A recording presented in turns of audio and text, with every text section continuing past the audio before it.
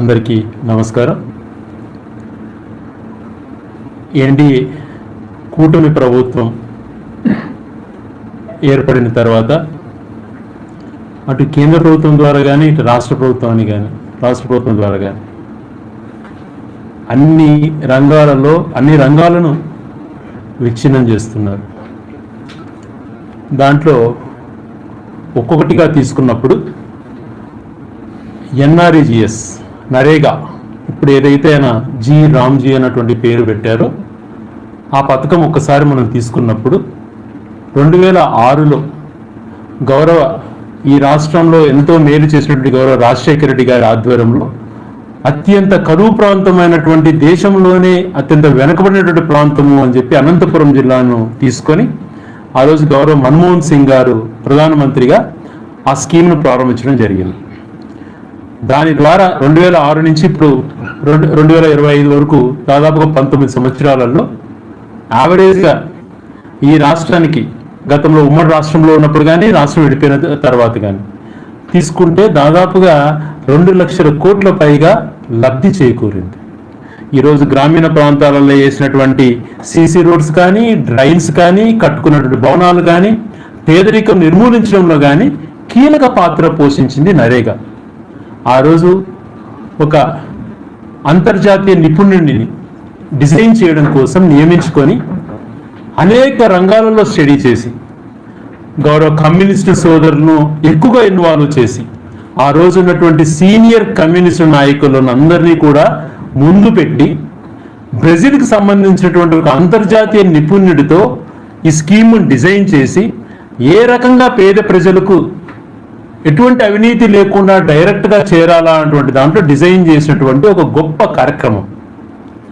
ఈరోజు దాదాపుగా మోడీ గారి ప్రభుత్వం వచ్చిన తర్వాత అనేక రంగాలలో ఎన్నో వాటినన్నింటినీ తీవ్రంగా నష్టపరిచారు.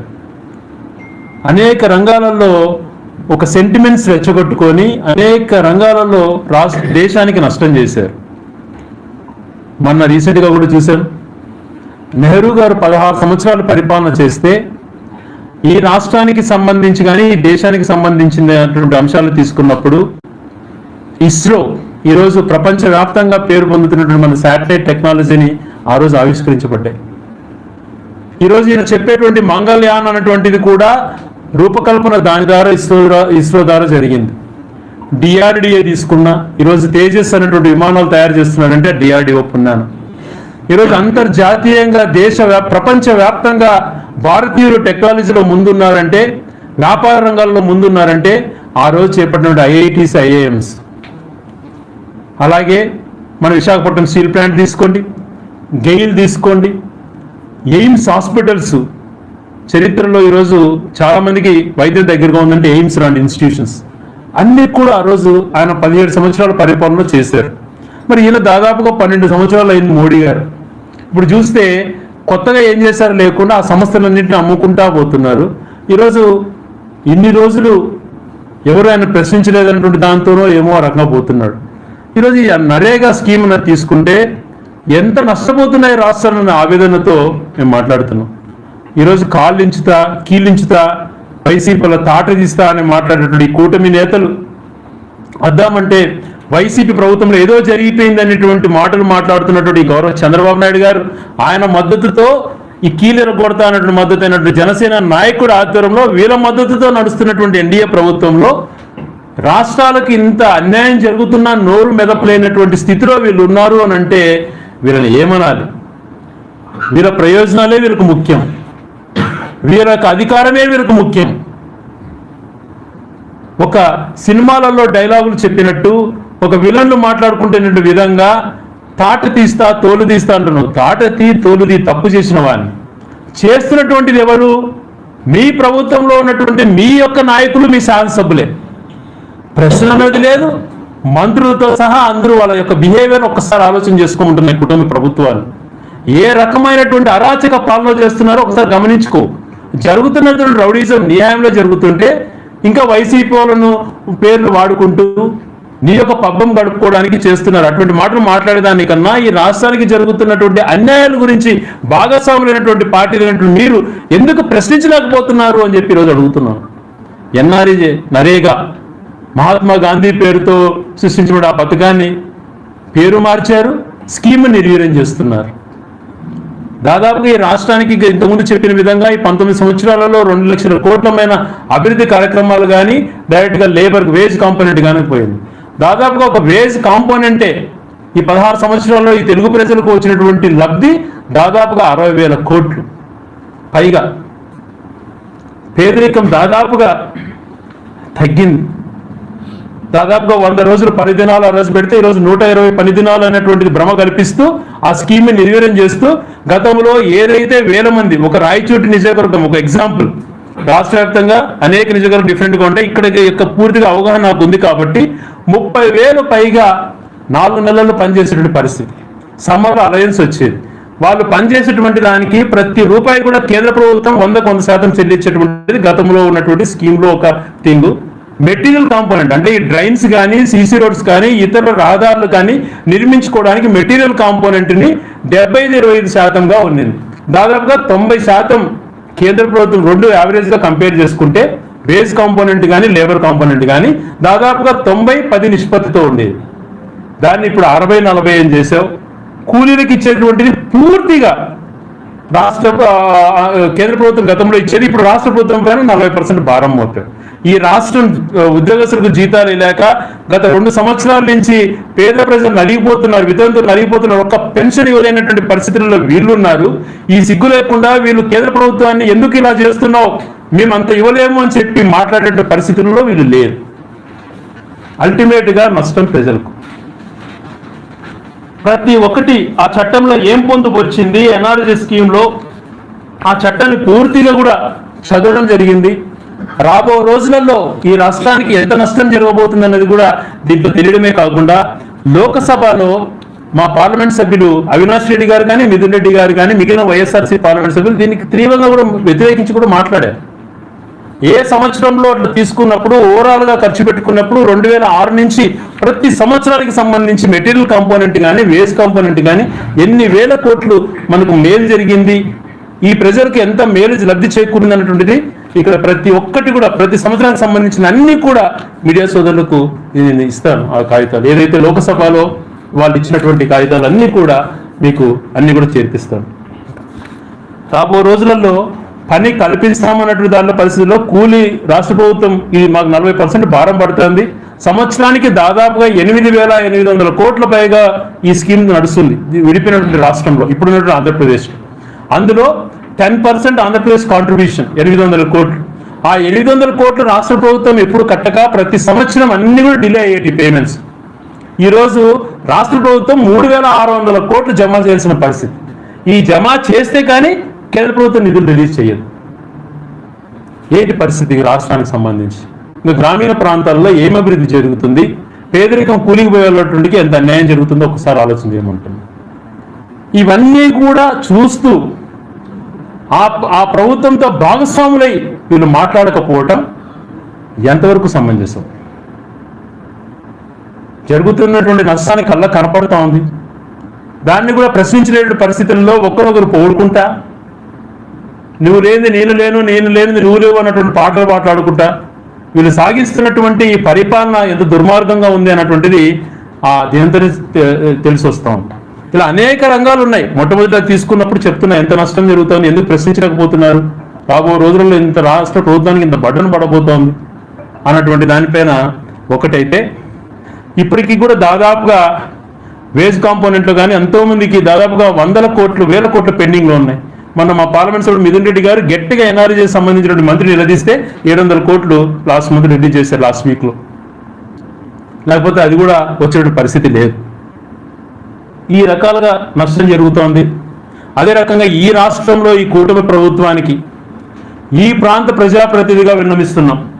2023 ఆగస్టులో ఏదైతే జిల్లాలు విభజించి 26 జిల్లాలు ఏర్పడిన తర్వాత ఈ రాష్ట్రానికి సంబంధించి జోన్స్ డిక్లేర్ చేయండి, మల్టీ జోన్స్ 2 ఇప్పుడు ఏదైతే ప్రెసిడెన్షియల్ ఆర్డర్ రీసెంట్ గా వచ్చిందో దీన్ని క్లియర్ కట్ గా పాయింట్ టు పాయింట్ 2023 ఆగస్టులో రాష్ట్ర ప్రభుత్వం నుంచి అప్పుడు ఆ ప్రభుత్వంలో పంపించడం.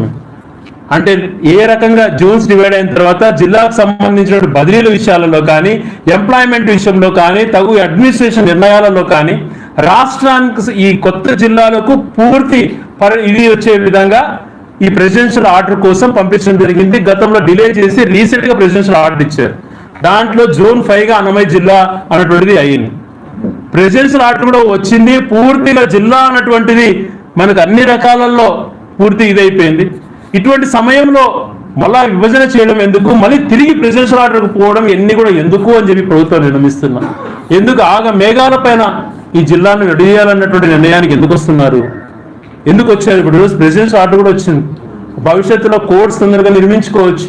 స్థానికత ఏంది, జిల్లాకు సంబంధించినటువంటి పూర్తి పవర్స్ గతంలో ఏదైతే మనం కలలు కంటున్నామో ఒక జిల్లా కేంద్రానికి ఏదైతే ఉండాలో అన్ని రావడంతో పాటు పూర్తి స్థాయిలో జిల్లాను గుర్తించబడ్డది. ప్రెసిడెన్షియల్ ఆర్డర్ కూడా వచ్చింది. దయచేసి ఇంకా దీని గురించి పోవద్దండి, మీ ఆలోచన విరమింపజేసుకోండి. యాజ్ ఇట్ ఈజ్గా పార్లమెంటును జిల్లా కేంద్రం ఏదైతే చేశారో దాన్ని కొనసాగించండి.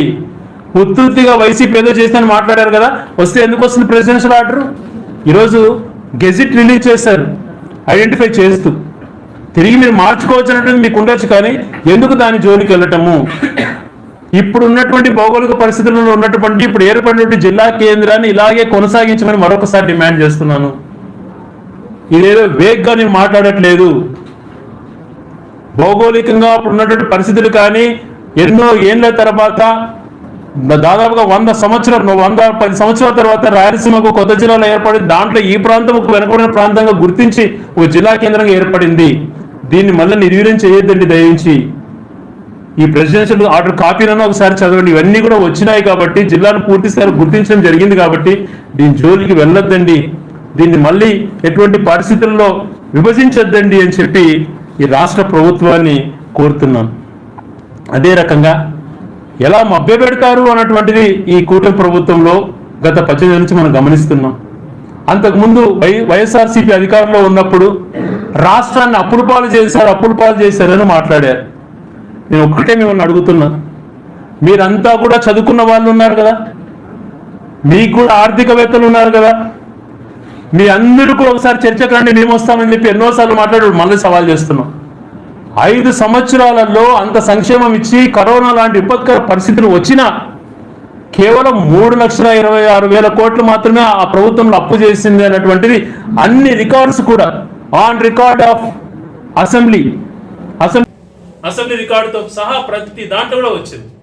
కానీ అప్పుడు ఎన్నికలలో లబ్ధి పొందడం కోసం ఈ రాష్ట్రాన్ని అప్పుల పాలు చేశారు. 10 లక్షల కోట్లు 15 లక్షల కోట్లు చేసేశారు.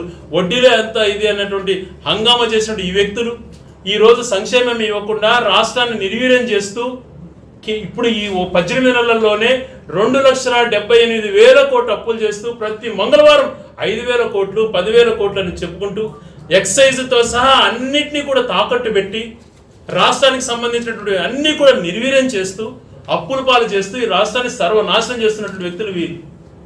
ఆ రోజు వైఎస్ఆర్సీపీ ప్రభుత్వంలో ఏది చేసినా ప్రజలకు రాష్ట్రానికి ఆస్తి క్రియేట్ అయ్యేది.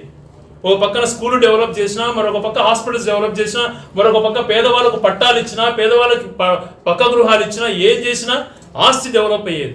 ఈరోజు పర్మనెంట్ ఆస్తులు అన్నటువంటిది ఏది డెవలప్ చేయకుండా 10,000 దాదాపుగా 12,000 గ్రామాలలో సచివాలయాలు కట్టారు.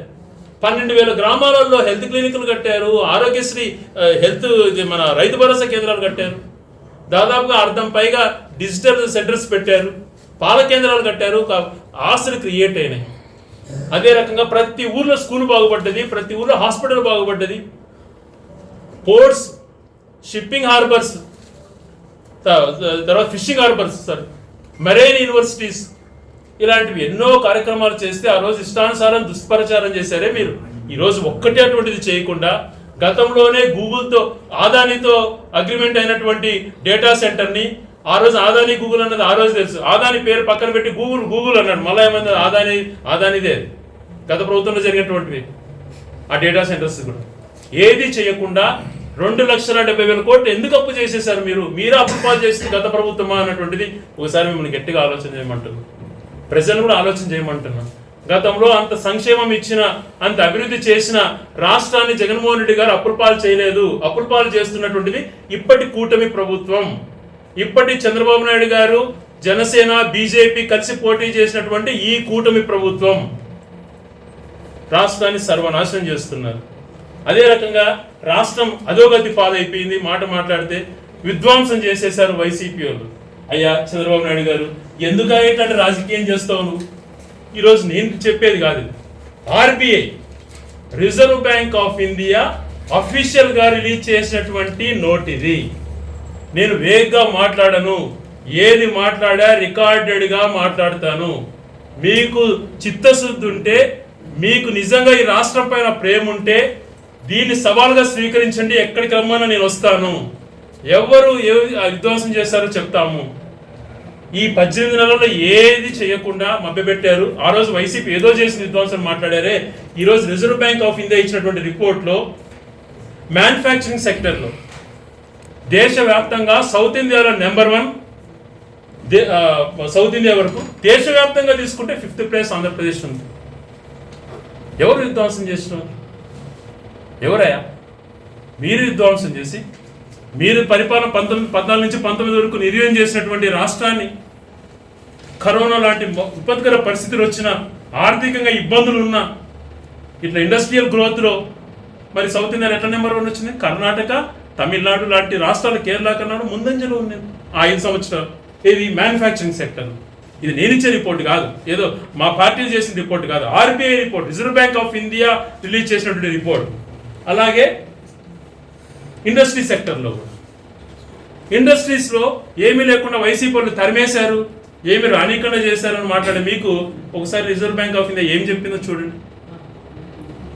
ఆంధ్రప్రదేశ్ అటువంటిది సౌత్ ఇండియాలో నెంబర్ 1గా ఉంటూ గ్లోబల్ ఇండియాలో, టోటల్ ఇండియాలో 5th ప్లేస్లో ఉంది. ద గ్రోత్ రేట్ కూడా చూడండి 5th ప్లేస్లో. దాదాపుగా అన్ని రాష్ట్రాలకు సంబంధించినటువంటి తీసుకుంటే బ్రహ్మాండంగా, ఇండస్ట్రీలో 8th ప్లేస్, మ్యానుఫ్యాక్చర్లో 5th ప్లేస్. బ్రహ్మాండంగా ఈ రకంగా సౌత్ ఇండియాలో number 1. Is of doing business continuous 5 సంవత్సరాలు నెంబర్ 1 ఉంది ఆంధ్రప్రదేశ్. ఎవరబ్బా విధ్వంసం చేసింది? మీకు ఏదో కొన్ని వ్యవస్థలు ఉన్నాయని చెప్పి, మీరు ఏం చెప్పినా ప్రజలు నమ్మించేటువంటి వ్యవస్థలు మీకున్నాయన్నటువంటి ఆలోచనతో దుష్ప్రచారాలు చేసుకుంటా, మభ్యపెడుతూ, వైసీపీ పార్టీని ఏదో దాన్నే తప్పులు పట్టుకుంటా జీవిస్తున్నటువంటి మీకు సూటిగా ఈ ప్రశ్నలు ఈరోజు రిపోర్ట్స్ ప్రకారం గతంలో ఏ రకంగా అప్పులు చేసినటువంటిది అన్నీ కూడా బయట పెట్టాం. ఈరోజు రిజర్వ్ బ్యాంక్ ఆఫ్ ఇండియా ఏం చెప్పింది, 5 సంవత్సరాల్లో జగన్ పరిపాలన ఎంత బాగునింది, మ్యానుఫ్యాక్చరింగ్ కానీ ఇండస్ట్రీస్ కానిటువంటిది ఆధారంతో సహా చూపించాం. మీరు ఏమీ చేయకుండా ఆవకాయ అమరావతి ఆవకాయ ఏంటి అవన్నీ ఇవన్నీ చేసుకుంటా, ఆ పబ్లిసిటీలు చేసుకుంటా, ఊరికే ఏదో చేసేస్తున్నాం అన్నటువంటి క్రియేషన్ చేసుకోవడం కాదు పరిపాలన అంటే. ఇట్లాంటిది రేపు పొద్దున దిగిపోయినా, ఏ ప్రభుత్వాలు ఉన్నా లేకపోయినా, గతంలో ఎంత మేలు జరిగింది, ఎంత మంచి జరిగినటువంటిది రిపోర్ట్ చదువుకోవాలి. అది చిత్తశుద్ధమైనటువంటి పరిపాలన. అలా కాకుండా మభ్యపెట్టేది చేసుకుంటూ, మాట్లాడితే మైక్ ఉంది కదా అని చెప్పి అస్తవ్యస్తంగా మెడలించుతాం. రౌడీజం, ఎవరైనా రౌడీజం చేస్తున్నది? రౌడీజం అన్న మాటకి మేము మాట్లాడింది కాదు, వైసీపీలు మాట్లాడుతున్నామంటే ఏదో మీరు ప్రతిపక్షంగా మాట్లాడుతున్నారంటారు. స్వయాన మీ ప్రభుత్వంలో భాగస్వాములైనటువంటి శాసనసభ్యులు, గౌరవ సీనియర్ ఎమ్మెల్యే వరదరాజరెడ్డి గారే చెప్పారు, ఈ పరిపాలన గతంలో బ్రిటిష్ పరిపాలన కూడా లేదు, ఈ దౌర్జన్యాలు, ఈ సంఘటనలు, ఈ వ్యవస్థలు అని చెప్పి. కొలకపొడి అనేటువంటిది మీ ఎమ్మెల్యే, మీ శాసనసభ్యుడు కృష్ణా జగన్నాథనే చెప్పాడు. చాలా కులంతో చూసినటువంటి పరిపాలన జరుగుతుంది, అస్తవ్యస్తంగా ఉంది, అవినీతిమయంగా ఉంది అని చెప్పి ఆయనే చెప్పాడు. స్వయంగా మీకు సంబంధించిన అనేక మంది నాయకులు, రీసెంట్గా నేను చూశాను ఒకటి, ఎక్కడ చిత్తూరులో ఒక అతను చెప్తున్నాను, నన్ను ఏమైనా చేసుకోండి కానీ వాస్తవాలు చెప్తా, అవినీతి విపరీతంగా పెరిగిపోయింది అని చెప్పి తెలుగుదేశానికి సంబంధించినటువంటి నాయకులే చెప్తున్నారు. ఇంకా జనసేన నాయకులు అయితే వాళ్ళే రౌడీజం చేస్తున్నారన్నటువంటిది ఆధారాలతో సహా బయటపడ్డాయి. వాళ్ళే రౌడీజం చేయడము, వాళ్ళే కొట్టడము, వైసీపీలు అంటూ ఉండడం. లిక్కర్ మీ హయాంలో జరిగినటువంటి తమలపల్లిలో లిటరల్గా దొరికినా ఇంకా భుజాలు తడుముకుంటా వైసీపీ అని మాట్లాడుతున్నారు. లిక్కర్లో చూసినా, ఏ వ్యవస్థలో చూసినా, ఆఫీసులలో చూసినా, రెవెన్యూలో చూసినా వ్యస్తమైనటువంటి పరిపాలన చేస్తూ మీరు నిందలు మోపేటువంటి పరిస్థితి తీసుకొని వచ్చి మళ్ళా వైసీపీ ఏదో రౌడీజం చేస్తున్న మాటలు మాట్లాడుతున్నారు. ఇంకా ఎన్నికల మేనిఫెస్టో గురించి ఎంత తక్కువ మాట్లాడుకుంటే అంత గతంలో క్రెడిబిలిటీగా ప్రజలకు ఎన్నికల ముందు ఏది చెప్పామో తూచా తప్పకుండా అమలు చేసినటువంటి వ్యక్తి జగన్మోహన్ రెడ్డి గారు అయితే ఈ రోజున ఏమి అమలు చేయకుండా 2 సంవత్సరాల నుంచి ఒక కొత్త పెన్షన్ ఇవ్వకుండా అర్హులైనటువంటి వాళ్ళందరినీ నిర్లక్ష్యం చేస్తూ మహిళలకు ఏదైతే చెప్పావో 1500 ఎగరగొట్టి నిరుద్యోగ భృతి ఉండేది 0 చేసి రైతులకు ఈరోజు వాళ్ళ ఘోష చూస్తే బాధేస్తుంది. రైతుల యొక్క ఆవేదన చూస్తే ఖరీఫ్ పూర్తిగా నిర్వీర్యం, ₹1 ఆదాయం రాకుండా పోయింది. ఇప్పుడు రబీ ప్రారంభమైన నీళ్లు ఉన్నా కూడా పంటలు పెట్టుకునేటువంటి పరిస్థితి. గతంలో ఖరీఫ్లో కేవలం 15% మాత్రమే ఈల్డ్ జరిగింది అన్నమయ్య జిల్లాలో. ఈసారి చూస్తే రబీ చూస్తే జరగాల్సిన యావరేజ్ చూస్తే అది కూడా జరిగే పరిస్థితి లేదు. మామిడి లేదు, అరటి లేదు, ఏ ధరకు టమాటా లేదు, ఏ పంటకు గిట్టుబాటు పండించినటువంటి ధాన్యాలకు ధర లేదు, మద్దతు ధర ప్రకటించలేదు. ఏ రకంగా చూసుకున్నా రైతును అన్ని రంగాలలో మోసం చేస్తూ వస్తున్నారు. అదే రకంగా స్థానికంగా చూసుకుంటే కూడా ఈరోజు అనేక రంగాల్లో చూస్తున్నాం. మేమేదో చేసాము, అప్పుడు గతంలో జరిగినట్టు కూడా మేము చేసాం, సరే మీరు చెప్పుకోండి కానీ తెచ్చేయండి. గతంలో ల్యాండ్ అలొకేట్ చేసి అన్నీ చేసినటువంటి యునాని కూడా ఈరోజు వేరే ప్రాంతానికి పోయింది అన్నటువంటిది కొంతమంది చెప్తుంటే బాధ కలుగుతాం. అది ఒక ఎగ్జాంపుల్ మాత్రమే. అన్నీ తరలిపోతున్నాయి. ఈరోజు 60% ఉన్న గతంలో జిల్లాను 60% భూభాగాన్ని ఇంకొక జిల్లా అన్నట్టు అనౌన్స్ చేస్తున్నారు. అది గతంలో కలెక్టర్ గారికి పూర్తిగా క్షుణ్ణంగా వివరణించి మీడియా సోదరులకు కూడా అంతా కూడా చెప్పారు. అదే రకంగా చూసుకున్నప్పుడు రాయలసీమ ప్రాజెక్ట్స్ గురించి ఆలోచన చేసినప్పుడు చాలా బాధ కలుగుతుంది.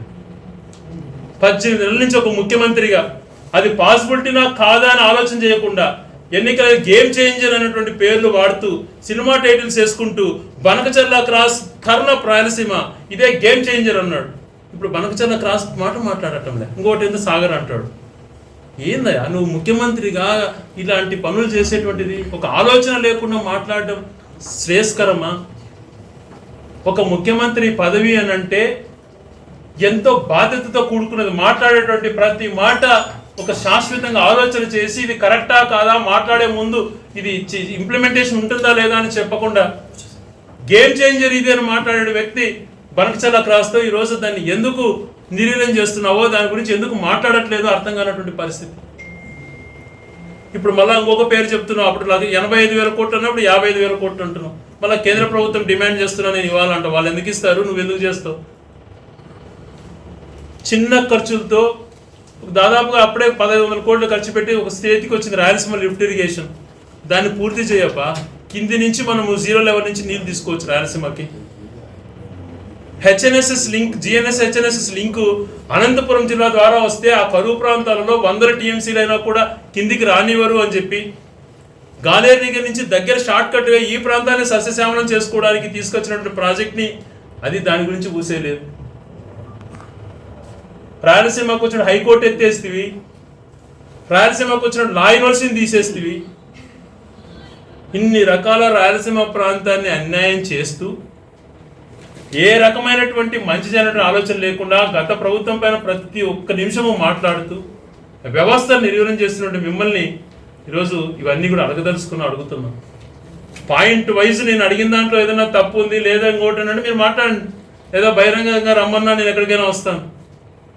ఎన్ఆర్ఈఎస్ సంబంధించి ఎందుకు మాట్లాడలేకపోతున్నారు కూటమి భాగస్వాములు? ఇంత నష్టం రాష్ట్రానికి జరుగుతూ ఎందుకు నోరెత్తలేకున్నారు? ఇన్ని ప్రైవేట్ పరం చేస్తుంటే ఈ రాష్ట్ర ప్రభుత్వం, కేంద్ర ప్రభుత్వం ఎందుకు అడగలేకుంది? పోర్ట్స్ని చేస్తే ఒక పోర్ట్ వాల్యూ ఎట్లుంటుంది అన్నటువంటిది తీసుకుంటే దాదాపుగా 2,600 కోట్లు బందర్ పోర్టు ఖర్చు పెట్టి ఇంకొక దగ్గరలో పూర్తి కావచ్చు. నేను ఆ బందర్ పోర్టు వాల్యుయేషన్ వేసుకుంటే 30,000 కోట్లకు పోతుంది. రాష్ట్రం టైఅప్తో జరిగినటువంటి ఆ ప్రాజెక్ట్ని రాష్ట్రానికి ఆస్తిగా క్రియేట్ అయ్యేటువంటి అటువంటి దాన్ని బినామీలకు 500 కోట్లుగా 1000 కోట్లకే నువ్వు ఇచ్చేయడానికి సిద్ధపడుతున్నావు అని అంటే నీ ఆలోచన ఏంటి? ఇలాగా పోర్ట్స్ని ప్రైవేట్ పరం చేస్తానంటివి, హెల్త్ను ప్రైవేట్ పరం చేస్తానంటివి, మళ్ళా దానికి ఎవరు స్పందించలేదు అంటావు. ఇవన్నీ కూడా ఒక అధికారంలో ఉన్నప్పుడు ఒక బాధ్యతగా ఉండాలి, కానీ బాధ్యతారహితంగా మాట్లాడుతూ చేయడం చాలా అన్యాయం. దేశంలోనే నేను సీనియర్ నాయకుడు అంటావు, సీనియర్ నాయకుడు ఇలాంటివే చేసేది. భాగస్వామ్య పక్షం అయితే తప్పు చేసినప్పుడు ఎవరినైనా అడగాలి. మీ సపోర్ట్తో ఈరోజు కేంద్ర ప్రభుత్వం నడుస్తూ ఉంది, ఎందుకు అడగలేకపోతున్నావు?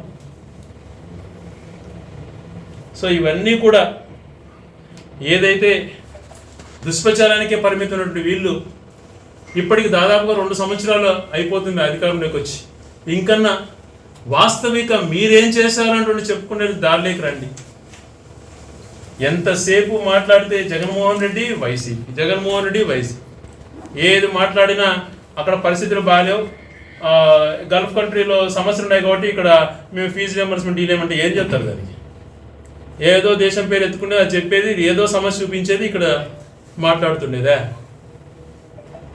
రియల్ క్రెడిబిలిటీ అన్నటువంటిది ఉండాలి. ఆ రోజు మేము చేసినటువంటి మంచి గమనించకపోయినా ఈరోజు రోజు రోజుకు మేము చేసినటువంటి మంచి ప్రజలకు అర్థమవుతుంది, ప్రజలకు అర్థం అవుతుంది.